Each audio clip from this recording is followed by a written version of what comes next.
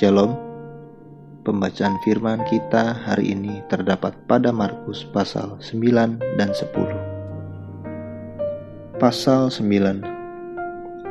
Katanya lagi kepada mereka, "Aku berkata kepadamu, sesungguhnya di antara orang yang hadir di sini ada yang tidak akan mati sebelum mereka melihat bahwa kerajaan Allah telah datang dengan kuasa." Yesus dimuliakan di atas gunung. 6 hari kemudian, Yesus membawa Petrus, Yakobus, dan Yohanes, dan bersama-sama dengan mereka, ia naik ke sebuah gunung yang tinggi. Di situ mereka sendirian saja. Lalu Yesus berubah rupa di depan mata mereka, dan pakaiannya sangat putih berkilat-kilat. Tidak ada seorang pun di dunia ini yang dapat mengelantang pakaian seperti itu. Maka nampaklah kepada mereka Elia bersama dengan Musa. Keduanya sedang berbicara dengan Yesus. Kata Petrus kepada Yesus, "Rabi, betapa bahagianya kami berada di tempat ini. Baiklah kami dirikan 3 kemah, 1 untuk engkau, 1 untuk Musa, dan 1 untuk Elia." Ia berkata demikian sebab tidak tahu apa yang harus dikatakannya, karena mereka sangat ketakutan.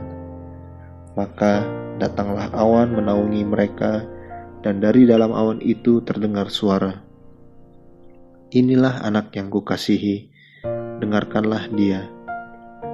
Dan sekonyong-konyong waktu mereka memandang sekeliling mereka, mereka tidak melihat seorang pun lagi bersama mereka, kecuali Yesus seorang diri. Pada waktu mereka turun dari gunung itu, Yesus berpesan kepada mereka supaya mereka jangan menceritakan kepada seorang pun apa yang telah mereka lihat itu, sebelum Anak Manusia bangkit dari antara orang mati. Mereka memegang pesan tadi sambil mempersoalkan di antara mereka apa yang dimaksud dengan bangkit dari antara orang mati. Lalu mereka bertanya kepadanya, "Mengapa ahli-ahli Taurat berkata bahwa Elia harus datang dahulu?" Jawab Yesus, "Memang Elia akan datang dahulu dan memulihkan segala sesuatu. Hanya bagaimanakah dengan yang ada tertulis mengenai Anak Manusia, bahwa ia akan banyak menderita dan akan dihinakan? Tetapi aku berkata kepadamu, memang Elia sudah datang, dan orang memperlakukan dia menurut kehendak mereka, sesuai dengan yang ada tertulis tentang dia." Yesus mengusir roh dari seorang anak yang bisu.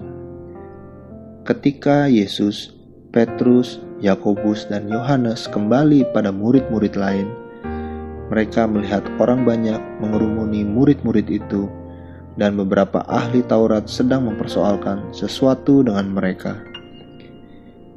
Pada waktu orang banyak itu melihat Yesus, tercenganglah mereka semua dan bergegas menyambut dia. Lalu Yesus bertanya kepada mereka, "Apa yang kamu persoalkan dengan mereka?" Kata seorang dari orang banyak itu, "Guru, anakku ini kubawa kepadamu, karena ia kerasukan roh yang membisukan dia. Dan setiap kali roh itu menyerang dia, roh itu membantingkannya ke tanah, lalu mulutnya berbusa, giginya bekertakan, dan tubuhnya menjadi kejam. Aku sudah meminta kepada murid-muridmu supaya mereka mengusir roh itu, tetapi mereka tidak dapat." Maka kata Yesus kepada mereka, "Hai kamu angkatan yang tidak percaya, berapa lama lagi aku harus tinggal di antara kamu? Berapa lama lagi aku harus sabar terhadap kamu? Bawalah anak itu kemari." Lalu mereka membawanya kepadanya. Waktu roh itu melihat Yesus, anak itu segera digonjang-gonjangnya, dan anak itu terpelanting ke tanah dan terguling-guling, sedang mulutnya berbusa. Lalu Yesus bertanya kepada ayah anak itu, "Sudah berapa lama ia mengalami ini?" Jawabnya, "Sejak masa kecilnya. dan seringkali roh itu menyeretnya ke dalam api ataupun ke dalam air untuk membinasakannya. Sebab itu, jika engkau dapat berbuat sesuatu, tolonglah kami dan kasihanilah kami. Jawab Yesus, katamu, jika engkau dapat, tidak ada yang mustahil bagi orang yang percaya. Segera ayah anak itu berteriak, aku percaya, tolonglah aku yang tidak percaya ini. Ketika Yesus melihat orang banyak makin datang berkerumun, ia menegur roh jahat itu dengan keras.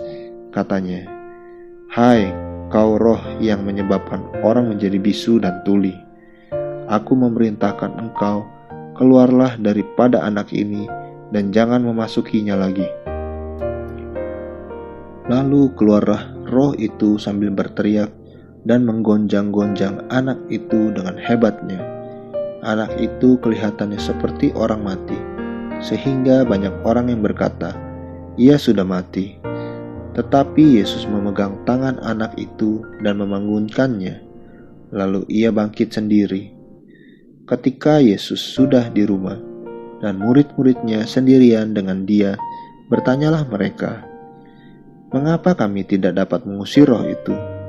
Jawabnya kepada mereka, jenis ini tidak dapat diusir kecuali dengan berdoa.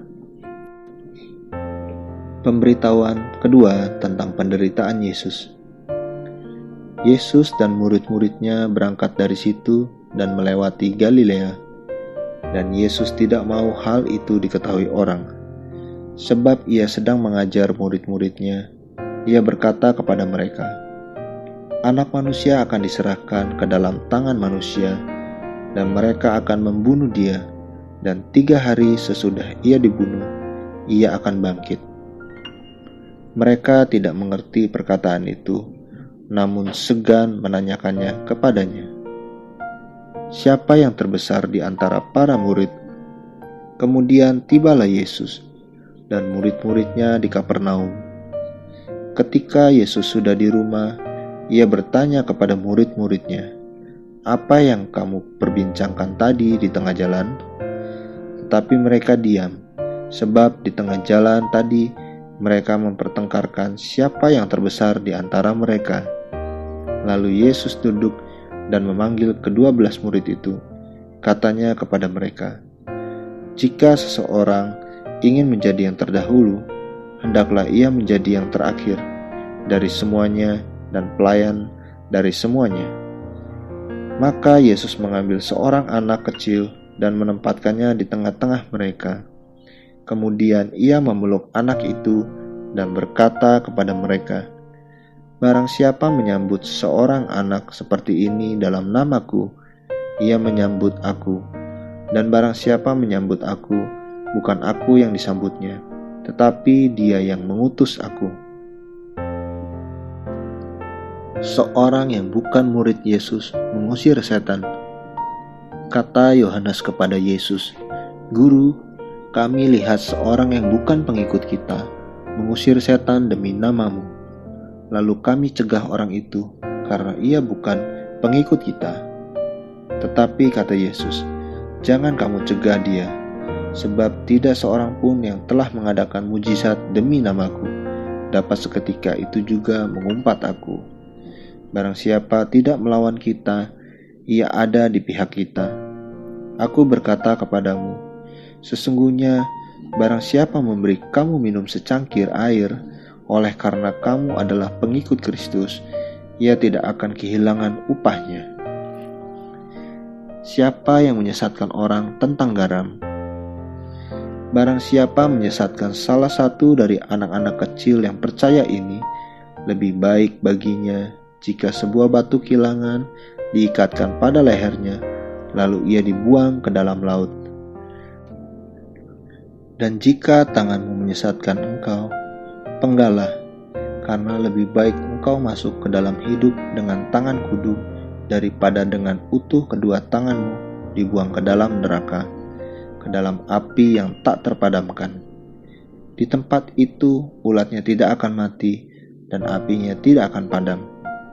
Dan jika kakimu menyesatkan engkau, penggalah, karena lebih baik engkau masuk ke dalam hidup dengan timpang, daripada dengan utuh kedua kakimu dicampakkan ke dalam neraka. Di tempat itu ulatnya tidak akan mati, dan apinya tidak akan padam.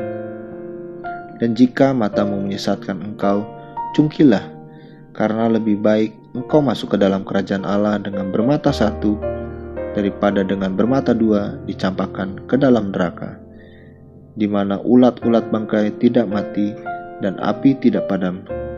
Karena setiap orang akan digarami dengan api. Garam memang baik, tetapi jika garam menjadi hambar, dengan apakah kamu mengasinkannya? Hendaklah kamu selalu mempunyai garam dalam dirimu dan selalu hidup berdamai yang seorang dengan yang lain. Pasal 10. Perceraian. Dari situ Yesus berangkat ke daerah Yudea dan ke daerah seberang sungai Yordan, dan di situ pun orang banyak datang mengerumuni dia, dan seperti biasa ia mengajar mereka pula. Maka datanglah orang-orang Farisi, dan untuk mencobai Yesus mereka bertanya kepadanya, apakah seorang suami diperbolehkan menceraikan istrinya? Tetapi jawabnya kepada mereka, apa perintah Musa kepada kamu? Jawab mereka, Musa memberi izin untuk menceraikannya dengan membuat surat cerai. Lalu kata Yesus kepada mereka, justru karena ketegaran hatimulah, maka Musa menuliskan perintah ini untuk kamu.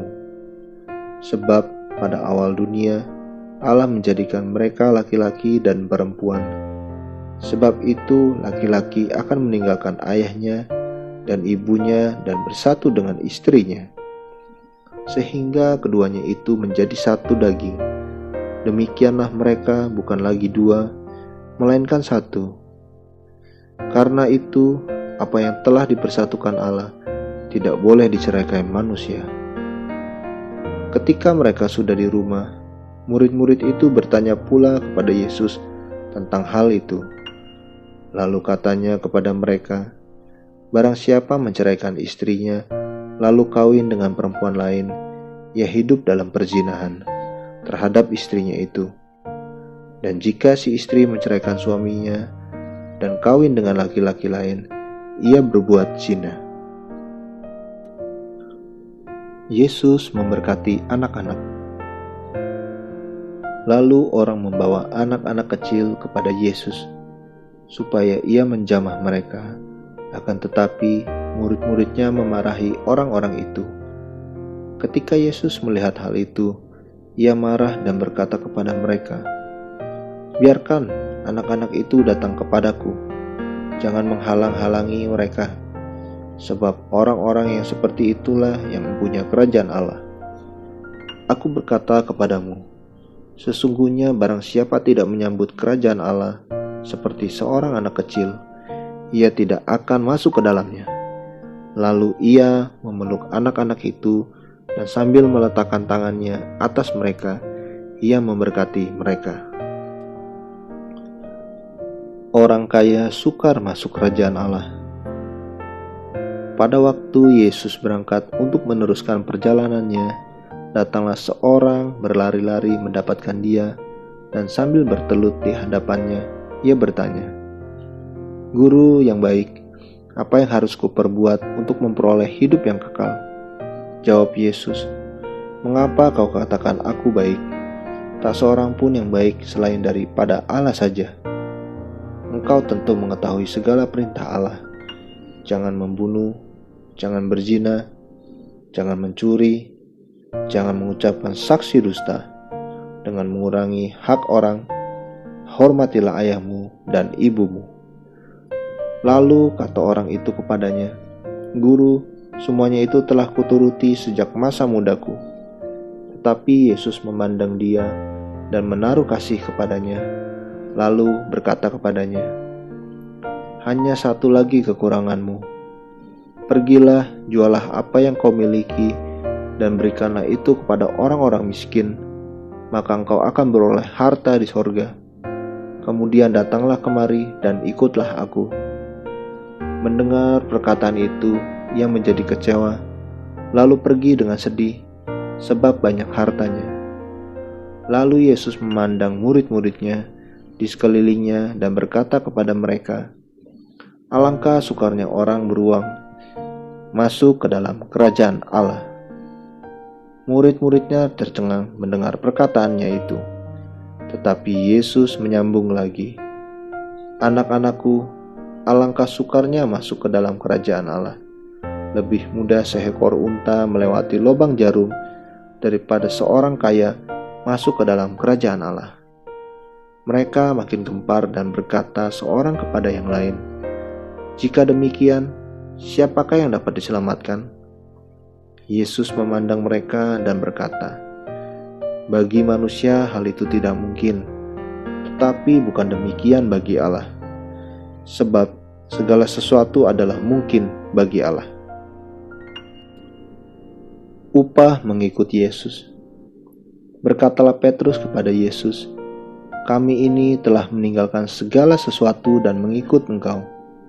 Jawab Yesus, "Aku berkata kepadamu, sesungguhnya setiap orang yang karena aku dan karena Injil meninggalkan rumahnya, saudaranya laki-laki atau saudaranya perempuan, ibunya atau bapaknya, anak-anaknya atau ladangnya, orang itu sekarang pada masa ini juga akan menerima kembali 100 kali lipat rumah, saudara laki-laki, saudara perempuan, ibu, anak, dan ladang, sekalipun disertai berbagai penganiayaan. Pada zaman yang akan datang, ia akan menerima hidup yang kekal. Tetapi banyak orang yang terdahulu akan menjadi yang terakhir, dan yang terakhir akan menjadi yang terdahulu." Pemberitahuan ketiga tentang penderitaan Yesus. Yesus dan murid-muridnya sedang dalam perjalanan ke Yerusalem, dan Yesus berjalan di depan. Murid-murid merasa cemas, dan juga orang-orang mengikuti dia dari belakang merasa takut. Sekali lagi Yesus memanggil ke-12 muridnya, dan ia mulai mengatakan kepada mereka apa yang akan terjadi di atas dirinya. Katanya, "Sekarang kita pergi ke Yerusalem, dan Anak Manusia akan diserahkan kepada imam-imam kepala dan ahli-ahli Taurat, dan mereka akan menjatuhi dia hukuman mati, dan mereka akan menyerahkan dia kepada bangsa-bangsa yang tidak mengenal Allah, dan ia akan diolok-olokkan, diludahi, disesah, dan dibunuh, dan sesudah 3 hari ia akan bangkit." Permintaan Yakobus dan Yohanes, bukan memerintah melainkan melayani. Lalu Yakobus dan Yohanes, anak-anak Zebedeus, mendekati Yesus dan berkata kepadanya, "Guru, kami harap supaya Engkau kiranya mengabulkan suatu permintaan kepada kami." Jawabnya kepada mereka, "Apa yang kamu kehendaki aku perbuat bagimu?" Lalu kata mereka, "Perkenankanlah kami duduk dalam kemuliaan-Mu kelak, yang seorang lagi di sebelah kanan-Mu dan yang seorang di sebelah kiri-Mu." Tetapi kata Yesus kepada mereka, "Kamu tidak tahu apa yang kamu minta. Dapatkah kamu meminum cawan yang harus kuminum dan dibaptis dengan baptisan yang harus kuterima?" Jawab mereka, "Kami dapat." Yesus berkata kepada mereka, "Memang kamu akan meminum cawan yang harus kuminum dan akan dibaptis dengan baptisan yang harus kuterima. Tetapi hal duduk di sebelah kananku atau di sebelah kiriku, aku tidak berhak memberikannya. Itu akan diberikan kepada orang-orang bagi siapa itu telah disediakan." Mendengar itu, ke-10 murid yang lain menjadi marah kepada Yakobus dan Yohanes. Tetapi Yesus memanggil mereka, lalu berkata, "Kamu tahu bahwa mereka yang disebut pemerintah bangsa-bangsa memerintah rakyatnya dengan tangan besi, dan pembesar-pembesarnya menjalankan kuasanya dengan keras atas mereka. Tidaklah demikian di antara kamu. Barang siapa ingin menjadi besar di antara kamu, hendaklah ia menjadi pelayanmu. Dan barang siapa ingin menjadi yang terkemuka di antara kamu, hendaklah ia menjadi hamba untuk semuanya. Karena Anak Manusia juga datang bukan untuk dilayani, melainkan untuk melayani dan untuk memberikan nyawanya menjadi tebusan bagi banyak orang. Yesus menyembuhkan Bartimeus. Lalu tibalah Yesus dan murid-muridnya di Yeriko. Dan ketika Yesus keluar dari Yeriko bersama-sama dengan murid-muridnya dan orang banyak yang berbondong-bondong, ada seorang pengemis yang buta bernama Bartimeus, anak Timeus, duduk di pinggir jalan. Ketika didengarnya bahwa itu adalah Yesus orang Nazaret, mulailah ia berseru, "Yesus anak Daud, kasihanilah aku." Banyak orang menegurnya supaya ia diam. Namun semakin keras ia berseru, "Anak Daud, kasihanilah aku." Lalu Yesus berhenti dan berkata, "Panggillah dia." Mereka memanggil orang buta itu dan berkata kepadanya, "Kuatkan hatimu, berdirilah, ia memanggil engkau." Lalu ia menanggalkan jubahnya, ia segera berdiri dan pergi mendapatkan Yesus. Tanya Yesus kepadanya, "Apa yang kau kehendaki supaya aku perbuat bagimu?" Jawab orang buta itu, "Rabuni, supaya aku dapat melihat." Lalu kata Yesus kepadanya, "Pergilah, imanmu telah menyelamatkan engkau." Pada saat itu juga melihatlah ia. Lalu ia mengikuti Yesus dalam perjalanannya. Amin. Terus baca firman-Nya, renungkan dan lakukan dalam kehidupan kita. Tuhan Yesus memberkati.